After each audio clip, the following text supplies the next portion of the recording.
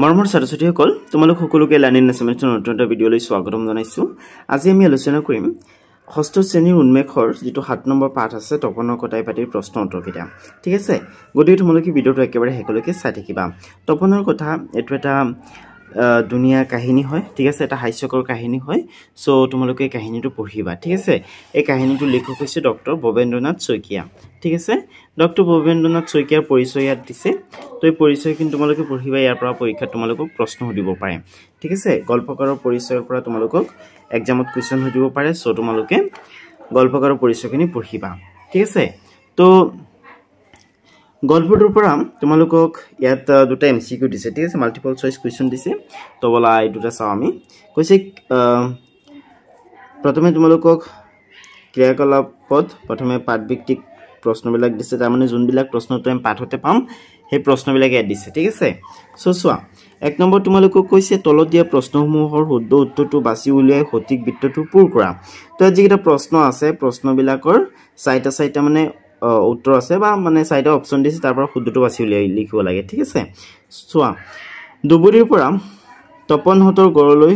কোন আহিছিল? দুবুৰীৰ পৰা তপনহঁতলৈ কোন আহিছিল? তপনৰ মাহীয়েকৰ পুতেক জোচেফ আহিছিল ন, সৰি ঋতুৰাজ আহিছিল। তপনৰ মাহীয়েকৰ পুতেক ঋতুৰাজ আহিছিল। সো ইয়াত বহিব মানে গটো শুদ্ধ হৈ যাব। তপনৰ মাহীয়েক এটো শুদ্ধ নহয়। ঠিক আছে, তপনৰ মাক শুদ্ধ নহয়, জোচেফ ছাৰ শুদ্ধ নহয়, তপনৰ মাহীয়েকৰ পুতেক শুদ্ধ হয়। বা যদি এইদৰে তোমালোকক এক্সামত দিয়ে যে ঋতুৰাজ, তেতিয়াহ'লে কিন্তু শুদ্ধ হ'ব। ঠিক আছে, সো তোমালোকে গটো ধুনীয়াকৈ এইদৰে পূৰ কৰি দিবা। ঠিক আছে, কাহিনীটো তোমালোকে পঢ়িবা, গল্পটো পঢ়িবা। ঠিক আছে, বৰ হাস্যকৰ গল্প হয়। ঠিক আছে, ইয়াত তপনে বদ্ৰ লোকৰ উদাহৰণ দি ঋতুৰাজক কেনেকৈ ঠগে তোমালোকে সেইটো দেখা পাবা। ঠিক আছে, তো তোমালোকে কাহিনীটো পঢ়িবা। এইটো অপচন শুদ্ধ হয় গটো। তাৰপিছত আছে তপনে ঋতুৰাজক বদ্ৰ আচৰণৰ কথা কিয় কৈছিল? কিয় কৈছিল? কাৰণ তপনৰ ডাঙৰ কেক টুকুৰা খাবৰ মন আছিল। ঠিক আছে, আৰু ডাঙৰ কেক টুকুৰা খাবৰ কাৰণে তেওঁ মানে ঋতুৰাজক বদ্ৰ আচৰণৰ কথাটো কৈছিল। ঠিক আছে, যাতে ঋতুৰাজে বদ্ৰ আচৰণ কৰে আৰু ডাঙৰ টুকুৰা কেক যাতে ঋতুৰাজক খাবলৈ দিয়ে। ঠিক আছে, মানে বেয়া নোপোৱাকৈ যাতে ঋতুৰাজক খাবলৈ দিয়ে। তো ইয়াত চোৱা বদ্ৰলোক হোৱাৰ জ্ঞান দিয়াৰ বাবে, মনে বিচৰা বস্তুটো পাবৰ বাবে, ঋতুৰাজক মূৰ্খ সজাবৰ বাবে, মাকৰ পৰা বেছিকৈ মৰম পাবৰ বাবে। এইটো শুদ্ধ হ'ব, মনে বিচৰা বস্তুটো পাবৰ বাবে। আৰু মনে বিচৰা বস্তুটো কি আছিলে? মানে কেক টুকুৰা আছিলে। ঠিক আছে, ডাঙৰ কেক টুকুৰা। তো এইটো শুদ্ধ হৈ যাব গটো। দুয়োটাতেই গটো শুদ্ধ হয়। ঠিক আছে, তো তোমালোকে এইদৰে ধুনীয়াকৈ গ নম্বৰ অপশ্যনটো পূৰ কৰি দিবা বৃত্তটো। তোমালোকে কাঠ পেঞ্চিল ইউজ কৰিবা, কাৰণ যিহেতু তোমালোক ক্লাছ 6ত আছা ন, গতিকে কাঠ পেঞ্চিল ইউজ কৰিবা, যাতে এবাৰ ভুল হ'লে যাতে এৰিজ কৰিব পাৰা, যাতে মচি পিনে পুনৰ লিখিব পাৰা। ঠিক আছে, এতিয়া গত চোৱা। গত তোমালোকক দিছে তুমি ওপৰৰ দ্বিতীয় প্ৰশ্ন উত্তৰটো কিয় শুদ্ধ বুলি বাছি ল'লা, সহপাঠীৰ লগত আলোচনা কৰি কোৱা। ঠিক আছে, তো ওপৰৰ দ্বিতীয় প্ৰশ্ন উত্তৰটো তোমালোকে কিয় শুদ্ধ বুলি বাছি ল'লা তোমালোকক ক'বলৈ দিছে। দ্বিতীয় প্ৰশ্নটো হৈছে তপনে ঋতুৰাজক বদ্ৰ আচৰণৰ কথা কিয় কৈছিল। ঠিক আছে, উত্তৰটোত আমি বাছি লৈছিলোঁ গ অপশ্যনটো, আৰু সেইটো হৈছে মনে বিচৰা বস্তুটো পাবৰ বাবে। মনে বিচৰা বস্তুটো কি আছিলে? কেকৰ ডাঙৰ টুকুৰাটো আছিলে ন। তো তোমালোকে উত্তৰত লিখিবা যে তপনে ঋতুৰাজক বদ্ৰ আচৰণৰ কথা কৈছিল কাৰণ সি মনে মনে চাইছিল ডাঙৰ কেক টুকুৰাটো খাবলৈ, সেয়েহে সি বদ্ৰ মানুহ হোৱাৰ কথা কৈ ঋতুৰাজক সৰু টুকুৰাটো ল'বলৈ উদ্বুদ্ধ কৰিছিল, যাতে সি নিজে ডাঙৰ টুকুৰাটো খাব পাৰে। সেইবাবে ওপৰৰ গ উত্তৰটো শুদ্ধ। ঠিক আছে, সো তোমালোকে এইদৰে ধুনীয়াকৈ লিখি ল'বা। ঠিক আছে, তপনে ঋতুৰাজক বদ্ৰ আচৰণৰ কথা এইকাৰণে কৈছিল যাতে ঋতুৰাজে বদ্ৰ ল'ৰা এজনৰ ভাও ধৰে আৰু ডাঙৰ কেক টুকুৰাটো যাতে তপনক খাবলৈ দিয়ে। ঠিক আছে, সেইকাৰণে মানে তপনে ঋতুৰাজক বদ্ৰ আচৰণৰ কথা কৈছিল। এতিয়া তিনিত চোৱা। তিনি তোমালোকক দিছে তলত দিয়া শব্দবোৰৰ অৰ্থ মেঘ টুকুৰাৰ পৰা বাছি উলিয়াই লিখা। ঠিক আছে, তো ইয়াত যে শব্দবিলাক দিছে মেজ, ফিচা, ডাকোন, ভদ্ৰ, এই শব্দবিলাকৰ অৰ্থ তোমালোকক ইয়াৰ পৰা বাছি উলিয়াই লিখিবলৈ দিছে। ঠিক আছে, তো মেচ আছে, তো এইটোৰ সৈতে তুমি লিখো যে লিখা পঢ়া কৰা বা আহাৰ খোৱা ওখ খুৰা লগোৱা পীড়া সদৃশ আচবাব ঠিক আছে তো চোৱা ইয়াত মই ধুনীয়াকৈ হেৰি কৰি থৈ দিছোঁ মেজটো এইটো সৈতে মিলিব লিখা পঢ়া কৰা বা আহাৰ খোৱা ওখ খুৰা লগোৱা পীড়া সদৃশ আচবাব ঠিক আছে নেক্সট আছে ফিছা মাছৰ পিছৰ অংশ নেক্সট আছে ডাকুন এইটো সৈতে মিলিব হাফৰ নেক্সট আছে ভদ্ৰ ভাল আচৰণৰ দ্বাৰা লোকৰ মনত সন্তোষ দিয়া অ'কে ষ্টুডেণ্টছ চ' এইটো ধুনীয়াকৈ তোমালোকে উত্তৰটো লিখি ল'বা অ'কে তো তোমালোকে হেৰি কৰা চেনেলটো ছাবস্ক্ৰাইব কৰি লোৱা যদি এতিয়ালৈকে কৰা নাই আৰু যোনে কৰিছে তেওঁলোকক বহুত বহুত ধন্যবাদ ঠিক আছে আৰু ভিডিঅ'টো তোমালোকে একেবাৰে শেষলৈকে চাই থাকিবা ঠিক আছে কাৰণ ইয়াত তোমালোকে গোটেইকেইটা প্ৰশ্ন উত্তৰ পাই যাবা আৰু প্ৰশ্ন উত্তৰকেইটা একেবাৰে শ্বৰ্টকৈ লিখি অনা হৈছে যাতে তোমালোকৰ কোনো ধৰণৰ সমস্যা নহয় অ'কে এতিয়া চাইড চোৱা এইকেইটা মেইন কুৱেশ্যন হয় ঠিক আছে এইবিলাকৰ পৰা পৰীক্ষাত প্ৰশ্ন আহিব 4, 5 আৰু 6 এইবিলাকৰ পৰা বেছিকৈ প্ৰশ্ন আহে ঠিক আছে তো ইয়াত দিছে তোমালোকক তলত দিয়া প্ৰশ্নকেইটাৰ উত্তৰ কোৱা আৰু লিখা এই তলত যে প্ৰশ্নবিলাক আছে ন এই প্ৰশ্নবিলাকৰ উত্তৰ তোমালোকক ক'বলৈ দিছে আৰু লিখিবলৈ দিছে ঠিক আছে তো মই ধুনীয়াকৈ লিখি থৈছোঁ মই মানে এটাকৈ শব্দত লিখিছোঁ যাতে তোমালোকৰ ইজি হৈ যায় আৰু তোমালোকে ইচ্ছা কৰিলে এটা সম্পূৰ্ণ বাক্যটো লিখিব পাৰিবা চোৱা কি কৈছে তপনৰ মাহীয়েকৰ গড় ক'ত আছিল ডুবুৰীত আছিল ন অসমৰ ডুবুৰী জিলাত আছিলে তপনৰ মাহীয়েকৰ গড় তো তোমালোকে এইদৰে উত্তৰটো লিখিব পাৰা তপনৰ মাহীয়েকৰ গড় ডুবুৰীত আছিল এইটো লিখিব পাৰা ঠিক আছে বা ইয়াত যেনেকৈ লিখা আছে ডুবুৰীত এটা শব্দত লিখা হৈছে তেনেকৈ তোমালোকে লিখি দিবা একো সমস্যা নাই 1 মাৰ্কৰ যদি দিয়ে তেতিয়াহ'লে ইমানখিনি লিখিলে হৈ যাব ঠিক আছে নেক্সট আছে খ তোমালোকক দিছে তপনৰ মাহীয়েকৰ পুতেকৰ নাম কি তপনৰ মাহীয়েকৰ পুতেকৰ নাম হৈছে ঋতুৰাজ ন তো ইয়াত একচুৱেলি প্ৰশ্নটো ৰিপিট হৈ গৈছে তোমালোকে এটা প্ৰশ্নত চালেই হ'ল তপনৰ মাহীয়েকৰ পুতেকৰ নাম কি ঋতুৰাজ তোমালোকে এইটো লিখিব পাৰা তপনৰ মাহীয়েকৰ পুতেকৰ নাম হৈছে ঋতুৰাজ এইটো লিখিব পাৰা তোমালোকৰ ইচ্ছা অ'কে ষ্টুডেণ্টছ একেবাৰে ইজি ন আৰু একেবাৰে শ্বৰ্টকৈ লিখা হৈছে ন নেক্সট আছে ভদ্ৰ মানুহৰ উদাহৰণ তপনহঁতক কোনে দিছিল জোচেফ ছাৰে দিছিল তপনক ভদ্ৰ মানুহৰ উদাহৰণ তপনহঁতৰ জোচেফ ছাৰে দিছিলে আৰু তপনে তাৰ পৰা শুনি হেৰি কৈছিলে ঋতুৰাজক কৈছিলে ঠিক আছে নিজৰ স্বাৰ্থ পূৰণ কৰিবৰ কাৰণে মানে ডাঙৰ কেক টুকুৰা খাবৰ কাৰণে ঠিক আছে তাৰপিছত আছে গদ দিছে ঋতুৰাজ তপনতকৈ বয়সত কিমান সৰু 2 মাহ সৰু মাত্ৰ 2 মাহৰ সৰু আছিলে ঠিক আছে বেছি সৰু নাছিলে নেক্সট আছে উঙত দিছে তপনৰ কথা পাতিৰ লেখক কোন তপনৰ কথা নামৰ পাতিৰ লেখক কোন ডক্টৰ ববেন্দ্ৰনাথ শইকীয়া ঠিক আছে ডক্টৰ ববেন্দ্ৰনাথ শইকীয়াই তপনৰ কথা নামৰ পাঠটো লিখিছে ঠিক আছে এই পাঠটো লিখক হৈছে ডক্টৰ ববেন্দ্ৰনাথ শইকীয়া এইটো কুৱেশ্যন ইম্পৰ্টেণ্ট হয় এইটো কুৱেশ্যন কিন্তু এক্সামত আহিব পাৰে চ' ষ্টাৰ মাৰ্ক এটা দি থৈ দিয়া ষ্টাৰ মাৰ্ক দিয়াৰ উদ্দেশ্য মানে হৈছে এইটো ইম্পৰ্টেণ্ট হয় এইটো মুখস্থ কৰিব লাগিব ঠিক আছে তো মুখস্থ কৰি পেলাবা নেক্সট আছে 5 তোমালোকক দিছে তলত দিয়া প্ৰশ্নকেইটাৰ উত্তৰ আলোচনা কৰি কোৱা আৰু লিখা এই যে প্ৰশ্নবিলাক আছে তলত এইবিলাকৰ উত্তৰ তোমালোকক আলোচনা কৰি ক'বলৈ দিছে আৰু লিখিবলৈ দিছে কত চোৱা কি কৈছে তপন আৰু ঋতুৰাজৰ মাজত কোনটো চৰিত্ৰ তোমাৰ বেছি ভাল লাগিল আৰু কিয় তো ঋতুৰাজৰ চৰিত্ৰটো মোৰ বেছি ভাল লাগিল কাৰণ হি নম্ৰ ভদ্ৰ আৰু আত্মত্যাগী আছিল ঠিক আছে ঋতুৰাজ নম্ৰ আছিলে ভদ্ৰ আছিলে আৰু আত্মত্যাগী আছিলে মানে নিজে মানে বেলেগৰ ভালৰ কাৰণে বা বেলেগৰ সুখৰ কাৰণে ত্যাগ কৰিব পৰা ব্যক্তি আছিলে আৰু ঠিক আছে ল'ৰা আছিলে সি সদায় তপনৰ প্ৰতি সদাচাৰ দেখুৱাইছিল কিন্তু তপন তেনেকুৱা নাছিলে তপন অলপ স্বাৰ্থপৰ টাইপৰ আছিলে চেলফিছ টাইপৰ আছিলে তেওঁ নিজৰ সিদ্ধিৰ বাবে ঋতুৰাজক ভদ্ৰ মানুহৰ উদাহৰণ দিছিলে ঠিক আছে আৰু ঋতুৰাজ তেওঁলোকৰ ঘৰত অহাৰ বাবে অলপ বেয়াও পাইছিলে ঠিক আছে তো সেইটো তোমালোকে লিখিবা আৰু তোমালোকে এইটো লিখিব পাৰা যে তোমালোকৰ ঋতুৰাজৰ তপনৰ চৰিত্ৰটো বেছি ভাল লাগিছে কাৰণ তেওঁ চতুৰালিৰে ঋতুৰাজে বেয়া নোপোৱাকৈ নিজৰ স্বাৰ্থ সিদ্ধি কৰিব পাৰিছে তেনেকৈ তোমালোকে লিখিব পাৰা ঠিক আছে সেইটো তোমালোকৰ ইচ্ছা দুয়োটাই শুদ্ধ হ'ব অ'কে আৰু ইয়াত মানে পৰীক্ষাত এইটো অহাৰ সম্ভাৱনা সিমান নাই তথাপিও তোমালোকে এবাৰ চাবা উত্তৰটো ঠিক আছে নেক্সট আছে খ তোমালোকক দিছে তপনে ঋতুৰাজক ভদ্ৰ মানুহৰ আচৰণৰ দুটা উদাহৰণ দিছিল সেই উদাহৰণ দুটাৰ লগত তুমি একমত হয়নে যদি হয় কিয় হয় আৰু যদি নহয় কিয় নহয় ইয়েছ সেইবিলাকৰ সৈতে মই একমত তোমালোকে একমত হোৱা উচিত ঠিক আছে বৰ্তমানত তেনেকুৱাই হ'ব লাগে হয় মই একমত কাৰণ মানুহে যদি সদায় আনক অগ্ৰাধিকাৰ দিয়ে তেনেহ'লে সমাজত সুখাদ্য বজাই থাকে আৰু ভদ্ৰতা প্ৰকাশ পায় ঠিক আছে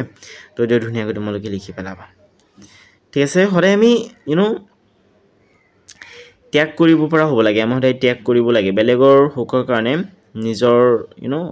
নিজৰ সুখ ত্যাগ কৰিব পৰা হ'ব লাগে তেতিয়াহ'লেহে এই পৃথিৱীখনত সুখ শান্তি বিৰাজ কৰিব ঠিক আছে তো আমি সদায় ভদ্ৰ হোৱা উচিত মানুহৰ সৈতে সদায় মিঠা মাতেৰে কথা ক'ব লাগে ডাঙৰক সন্মান কৰা উচিত ঠিক আছে তো তোমালোকে এইটো ধুনীয়াকৈ লিখি পেলাবা একেবাৰে শ্বৰ্টকৈ লিখা হৈছে ন মানে আখৰবিলাক অলপ ডাঙৰ ডাঙৰ যে সেইকাৰণে অলপ ডাঙৰ লাগি আছে বাট আনচাৰটো ডাঙৰ নহয় আৰু তোমালোকৰ যিটো নেক্সট চেপ্টাৰ আছে চেপ্টাৰ নম্বৰ 8 সেইটো লিংক ডেছক্ৰিপশ্যনত আছে তাৰ পৰা তোমালোকে সেইটো ভিডিঅ' চাব পাৰিবা ঠিক আছে তোমালোকে এইটো ভিডিঅ' চোৱাৰ পিছত ডেছক্ৰিপশ্যন চেক কৰিবা তাত তোমালোকে 8 নম্বৰ চেপ্টাৰটো পাই যাবা ওকে আৰু আৰু ক্লাছ 6ৰ যিকোনো কিতাপৰ যিকোনো চেপ্টাৰ ভিডিঅ' চাবৰ কাৰণে তোমালোক প্লেলিষ্ট ভিজিট কৰিব পাৰা ঠিক আছে আগতে মেথছৰ ভিডিঅ' বনোৱা নাছিলোঁ কিন্তু এতিয়া মেথছৰ ভিডিঅ' বনাই আছোঁ ঠিক আছে তো চাবা তোমালোকে ওকে আৰু কেনেকুৱা হৈ আছে তোমালোকে মোক কমেণ্ট কৰি জনাবা তোমালোকৰ উপকাৰ হৈ আছে নে নাই সেইটো তোমালোকে মোক কমেণ্ট কৰি জনাবা ঠিক আছে ক্লাছ 6ৰ কমেণ্ট বক্স অফ থাকিব পাৰে কাৰণ তোমালোক এতিয়াও মেচিউৰ হোৱা নাই আই মিন তোমালোকৰ এজ এতিয়াও 18+ হোৱা নাই সো তোমালোকৰ কমেণ্ট বক্সবিলাক অফ কৰি থ'ব লাগিব ঠিক আছে এইটো ইউটিউবৰ এটা গাইডলাইন হয় ওকে তো তোমালোকে এটা কাম কৰিবা ক্লাছ 7 বা 8 বা 9ৰ ভিডিঅ'ত গৈ কমেণ্ট কৰি জনাবা মোক ঠিক আছে তো এতিয়া গড চোৱা গড দিছে তপনে কেকৰ ডাঙৰ টুকুৰাটো নিজে খাই ভাল কৰিলে নে বেয়া কৰিলে সপক্ষে আৰু বিপক্ষে যুক্তি দিয়া ঠিক আছে তো যেহেতু কেক টুকুৰা দুটা কেক আছিলে তো দুটা কেকৰ টুকুৰা আছিলে এটা অলপ সৰু আছিলে আৰু আনটো অলপ ডাঙৰ আছিলে তো হিহতে মানে তপন যেহেতু ডাঙৰ আছিলে তপনে ডাঙৰ টুকুৰাৰ পৰা অলপ দি সৰু টুকুৰাৰ সৈতে অৰ্থাৎ ঋতুৰাজক সৰু টুকুৰাটো দি আৰু ডাঙৰ টুকুৰাটোৰ পৰা অলপ দিব পাৰিলেহেঁতেন ঠিক আছে বা নিজে সৰু টুকুৰাটো খাব পাৰিলেহেঁতেন কিন্তু তেওঁ কি কৰিছে নিজৰ স্বাৰ্থ সিদ্ধিৰ বাবে ডাঙৰ টুকুৰাটো খাইছে সৰু টুকুৰাটো ঋতুৰাজক দিছে ঠিক আছে তো এইটো ভাল কৰা নাই ওকে তো আমি সপক্ষে আৰু বিপক্ষে যুক্তি দিব লাগে ঠিক আছে এবাৰ মানে ঋতুৰাজৰ হৈ ক'ব লাগে আৰু এবাৰ তপনৰ হৈ ক'ব লাগে তোমালোকে লিখিবা হি বিচৰা বস্তুটো সপক্ষে যুক্তি হি বিচৰা বস্তুটো লাভ কৰিবলৈ এক দ্ৰুততা প্ৰয়োগ কৰিছিল যিটো বুদ্ধিকেই হুচাই বা চিনাই ঠিক আছে তো সপক্ষে যুক্তিত আমি লিখিব পাৰোঁ যে নিজৰ স্বাৰ্থ সিদ্ধিৰ বাবে ৰতনে যিটো প্লান কৰিছিলে বা যিদৰে মানে ঋতুৰাজক ৰাজি কৰিছিলে ঠিক আছে এগ্ৰি কৰিছিলে সেইটো মানে one of the best plan আছিলে কাৰণ ঋতুৰাজে ইয়াত বেয়াও পোৱা নাই আৰু তপনৰ স্বাৰ্থ সিদ্ধি হৈ গ'ল তপনে যোনটো বিচাৰিছিল সেই বস্তুটো পাই গৈছে আৰু ঋতুৰাজে বেয়াও পোৱা নাই ঠিক আছে তো এইটো তোমালোকে লিখিবা যেনেকৈ দিয়া আছে তাৰপিছত বিপক্ষে যুক্তি দি লিখিবা তোমালোকে সি আনক বদ্ধতা শিকাই নিজে বদ্ধতা নেদেখুৱাই নিজৰ স্বাৰ্থ পূৰণ কৰিলে যি ভৱিষ্যতৰ বাবে ভাল আচৰণ নহয় ঠিক আছে বৰ্তমানক কেনেকৈ হ'ব লাগে ঋতুৰাজে তপনে জানে কিন্তু নিজে বদ্ধতা দেখুওৱা নাই অভদ্ৰতা দেখুৱাইছে বুলি ক'ব পাৰা ঠিক আছে কিন্তু ঋতুৰাজে বদ্ধতা দেখুৱাইছে ঠিক আছে সো ইয়াত মানে তপনে ভাল এটা কাম কৰা নাই ঠিক আছে বদ্ধতা দেখুওৱা নাই মানুহ কেনেকুৱা হ'ব লাগে সেইটো জানিও তো বদ্ধতা দেখুওৱা নাই নিজৰ স্বাৰ্থ পূৰণৰ কাৰণে ঠিক আছে এতিয়া ঘট চোৱা ঘট তোমালোকক দিছে যে ঋতুৰাজে যদি সৰু কেক টুকুৰা খাবলৈ অমান্তি হ'লহেঁতেন তেন্তে কাহিনীটো কিদৰে শেষ হ'লহেঁতেন তো ঋতুৰাজে যদি সৰু কেক টুকুৰা খাবলৈ অমান্তি হ'লহেঁতেন তেতিয়াহ'লে ডাঙৰ কেক টুকুৰাৰ পৰা ভাঙি অলপ সৰু টুকুৰাৰ সৈতে দিব লগা হ'লেহেঁতেন বা ৰতনে সৰু কেক টুকুৰা খাব লগা হ'লেহেঁতেন ঠিক আছে আৰু ৰতনৰ মাকে কৈও থৈ গৈছিলে যে ডাঙৰ কেক টুকুৰা ঋতুৰাজক দিবি তই সৰু কেক টুকুৰা খাবি তো সেইমতে কৰিলেহেঁতেন চাগে আৰু তোমালোকে উত্তৰটো এইটো লিখিবা যদি ঋতুৰাজে সৰু টুকুৰা খাবলৈ অমান্তি হ'লহেঁতেন তেন্তে দুয়োটাই ডাঙৰ টুকুৰাটো খাবলৈ লৰ মাৰিলেহেঁতেন হয়তো তপনে তেওঁৰ উপদেশৰ কথা ভাবি সৰু টুকুৰাটো খাবলৈ সাজু হ'লহেঁতেন ঠিক আছে তো এইটো ধুনীয়াকৈ তোমালোকে আনচাৰটো লিখি পেলাবা এতিয়া 6 নম্বৰত চোৱা 6 নম্বৰ তোমালোকক দিছে কোনে কাক আৰু কিয় কৈছিল লিখা ঠিক আছে এই তলত দিয়া কথাবিলাক কোনে কৈছিলে কাক কৈছিলে আৰু কিয় কৈছিলে তোমালোকক লিখিবলৈ দিছে ক'ত দিছে ইয়াতে দুটুকুৰা কেক আছে অলপ পাছত উলিয়াই লৈ ঋতু আৰু তই খাবি ডাঙৰ টুকুৰা ঋতুক দিবি ঠিক আছে এই কথাটো তপনৰ মাকে তপনক কৈছিলে ঠিক আছে তো তোমালোকে উত্তৰত লিখিবা এই কথা তপনৰ মাকে তপনক কৈছিল কাৰণ তপনৰ মাকে ঋতুৰাজক বেছি মৰম কৰিছিল ঠিক আছে সেইকাৰণে ঋতুৰাজক কেকৰ ডাঙৰ টুকুৰাটো দিবলৈ কৈছিলে আৰু তপনক সৰু টুকুৰাটো খাবলৈ কৈছিলে ঠিক আছে এইবিলাক কৈ মানে তপনৰ মা ঘৰৰ পৰা ওলাই গৈছিলে ঠিক আছে তাৰপিছত খত দিছে তই সঁচাকৈয়ে বৰ ভদ্ৰ ল'ৰা তোৰ নিচিনা ল'ৰাক আমাৰ জোসেফ ছাৰে বৰ ভাল পাব ঠিক আছে এই কথাটো তপনে ঋতুৰাজক কৈছিলে কেতিয়া কৈছিলে যেতিয়া ঋতুৰাজে কেকৰ ডাঙৰ টুকুৰা তপনক খাবলৈ দি নিজে সৰু টুকুৰাটো খাইছিলে ঠিক আছে তেতিয়া ঋতুৰাজক এই কথাটো তপনে কৈছিলে তো তোমালোকে লিখিবা যে তপনে ঋতুৰাজক কৈছিল কাৰণ তপনে নিজৰ স্বাৰ্থ পূৰণ কৰিবলৈ ঋতুৰাজক ভদ্ৰতাৰ প্ৰশংসা কৰিছিল ঠিক আছে ঋতুৰাজ ভদ্ৰ বুলি তপনে প্ৰশংসা কৰিছিল যাতে ঋতুৰাজে যাতে কেকৰ ডাঙৰ টুকুৰাটো তপনক খাবলৈ দিয়ে ঠিক আছে এতিয়া 7 নম্বৰত চোৱা 7 নম্বৰ তোমালোকক দিছে ঋতুৰাজ ঘৰলৈ আহিলে কি কি কাৰণত তপনৰ ভাল লাগে আৰু বেয়া লাগে কাৰণবোৰ তলত দিয়া তালিকাখনত লিখা ঠিক আছে তাৰমানে ঋতুৰাজ তপনহঁতৰ ঘৰলৈ ফুৰিবলৈ গ'লে তপনৰ ভালো লাগে বেয়াও লাগে ভাল লাগে এই কাৰণেই কাৰণ সেইকেইদিন মানে তপনৰ সৈতে খেলিবৰ কাৰণে এজন ফ্ৰেণ্ড হৈ যায় ঋতুৰাজ ঠিক আছে এজ এ ফ্ৰেণ্ড কাম কৰে বা মানে ঋতুৰাজে তপনৰ সৈতে সকলো ধৰণৰ খেলা ধূলা কৰে আৰু ঠিক আছে আৰু বেয়া পায় এই কাৰণেই কাৰণ সেইকেইদিন মানে ঋতুৰাজক বেছি ভাল পায় তপনৰ মাকে তপনক অলপ মানে ভাল পায় আৰু কিন্তু তপনক ঋতুৰাজতকৈ কম ভাল পায় ঠিক আছে তো তোমালোকে লিখিবা ভাল লগাৰ কাৰণ সেইকেইদিন কথা পাতিবলৈ ফুৰিবলৈ গড়ত কেৰম আৰু লুডু খেলিবলৈ তপনৰ লগৰীয়া এটা হয় বেয়া পায় কাৰণ সেইকেইদিন তপনৰ মাকে তাতকৈ ঋতুৰাজক বেছি মৰম কৰে ঠিক আছে ষ্টুডেণ্টছ এতিয়া 8ত চোৱা 7ত তোমালোকক দিছে যে কংহৰ শব্দবোৰৰ লগত খংহৰ নিৰ্দিষ্টতাবাচক প্ৰত্যয়বোৰ আস্তানি মিলোৱা ঠিক আছে তো ইফালে কেইটামান শব্দ আছে আৰু ইফালে নিৰ্দিষ্টতাবাচক কিছুমান প্ৰত্যয় আছে ঠিক আছে তো মিলাবলৈ দিছে মানুহ সৈতে জন বহিব মানুহজন ন পাতৰ সৈতে খিলা বহিব পাতখিলা ঠিক আছে ছোৱালীৰ সৈতে জনী বহিব ছোৱালীজনী নেক্সট আছে বেঞ্চৰ সৈতে টু লগ লাগিব বেঞ্চটো মানে বেঞ্চক নিৰ্দিষ্ট কৰি বুজাবৰ কাৰণে বেঞ্চটোৰ লগত টু লগ লাগিব যেনেকৈ আমি ইংলিছত কওঁ দা বেঞ্চ ঠিক আছে ইংলিছত আমি দা ইউজ কৰোঁ কিন্তু অসমীয়াত এইবিলাক নিৰ্দিষ্টতাবাচক প্ৰত্যয় ব্যৱহাৰ কৰা হয় ঠিক আছে পেঞ্চিল ডাল কেক টুকুৰা ঠিক আছে নেক্সট আছে গড়খন অ'কে তো এই ধুনীয়াকৈ তোমালোকে মিলাই পেলাবা এইকেইটা নেক্সট আছে জানো আহা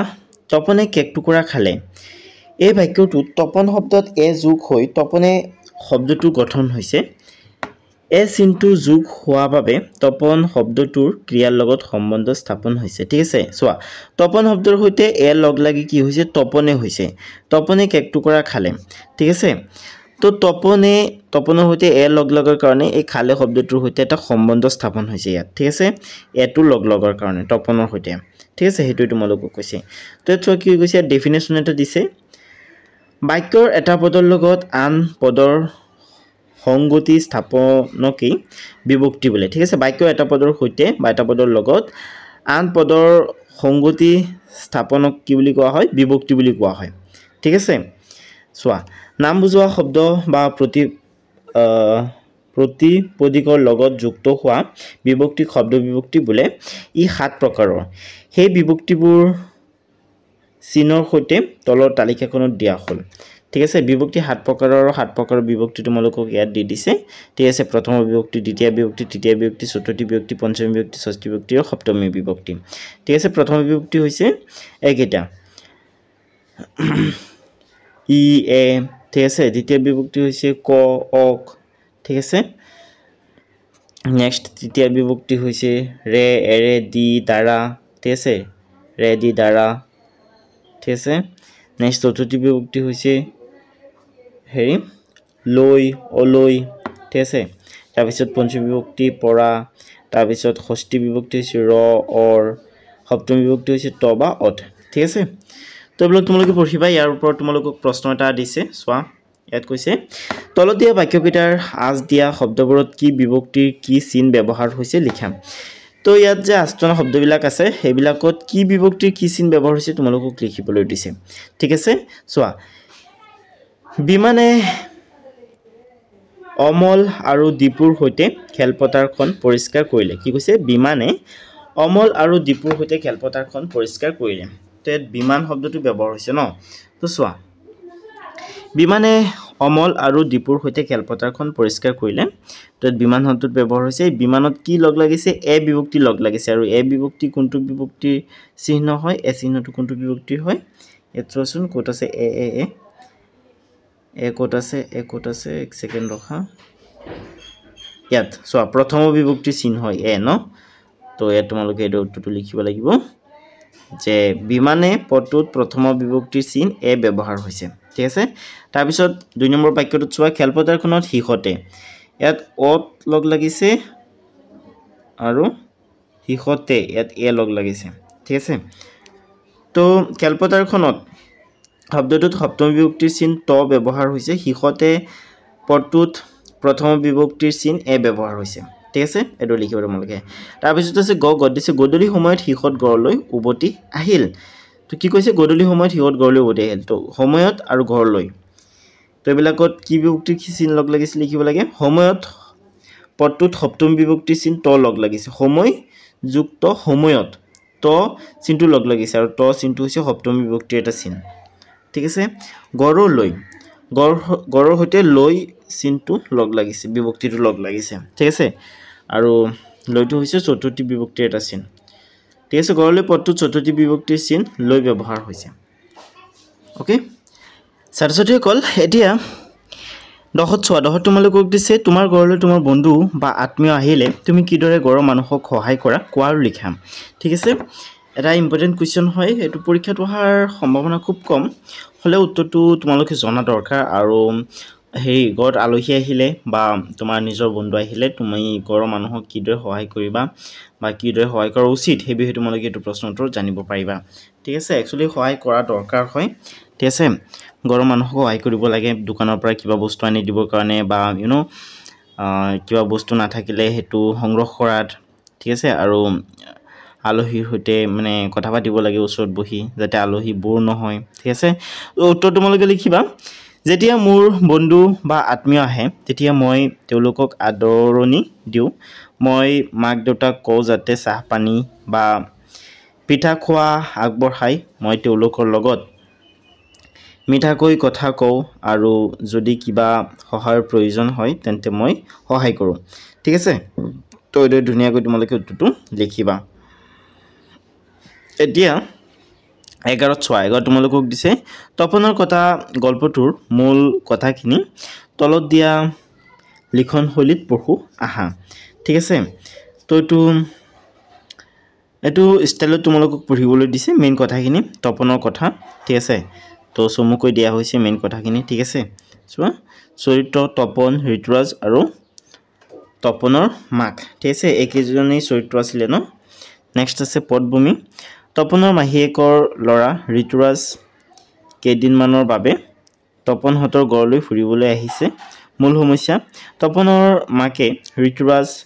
অহা কেইদিন ঋতুৰাজক বেছিকৈ মৰম কৰে আৰু ভালৰো ভাল বস্তুবোৰ তপনক নিদি ঋতুৰাজক দিয়ে সমস্যাৰ সমাধান তপনে বুদ্ধিৰে ডাঙৰ কেকৰ টুকুৰাটো খাবলৈ সক্ষম হয় ঠিক আছে